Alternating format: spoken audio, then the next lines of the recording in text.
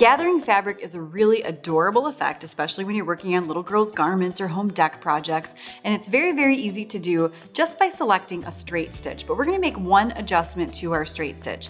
I'm working with a left needle straight stitch, stitch number 1, and I'm going to stretch out the stitch length as large as it'll go. So that's a 5mm stitch length.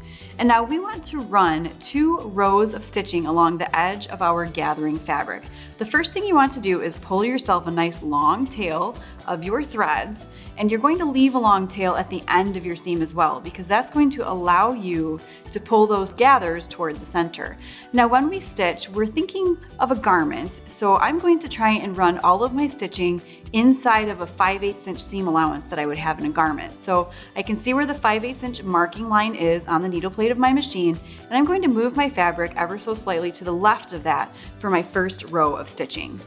Now before I begin stitching, I'm going to turn off the automatic tie-off on my machine, because if it locks in my stitches, I won't be able to pull those threads, so we don't want that turned on. Now I'm going to stitch right down the length of my fabric.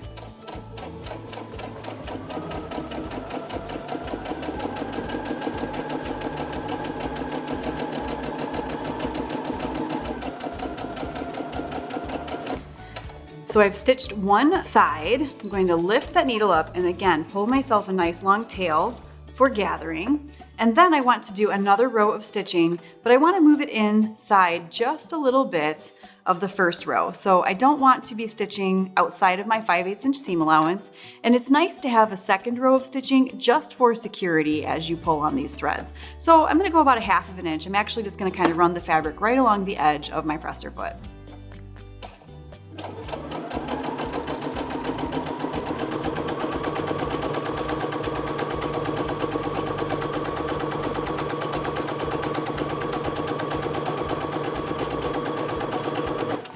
Go. And again, lift the needle up and pull a nice long tail for gathering. There we have it. So we have our 2 rows of stitching, and now I want to separate the needle threads. And you can just kind of look in the tail or grab a pair of tweezers to help you pull that needle thread. So I've separated my needle threads from the bobbin, and now I'm gently going to pull on the thread as I support the fabric with my left hand, and you can see that it just immediately starts gathering the fabric. You can then move those gathers toward the center and then pull some more. You don't want to pull so hard that you get a big tight wad of gathers in one spot, so just gently ease those gathers in toward the center as you pull, and then you're just going to adjust the gathers so that they're sort of evenly spaced throughout your fabric. So just nice evenly spaced gathers. Now the other thing that you can do is work from the opposite end. So again, if I just turn my fabric around and take the needle threads right off of the top, just like this, separate them from the bobbin, and then again, gently pull on those threads and work toward the center of your fabric, adjusting the gathers as you go.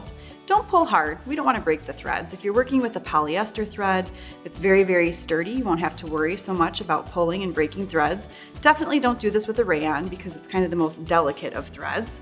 And there you have it, a quick and easy gathered piece of fabric.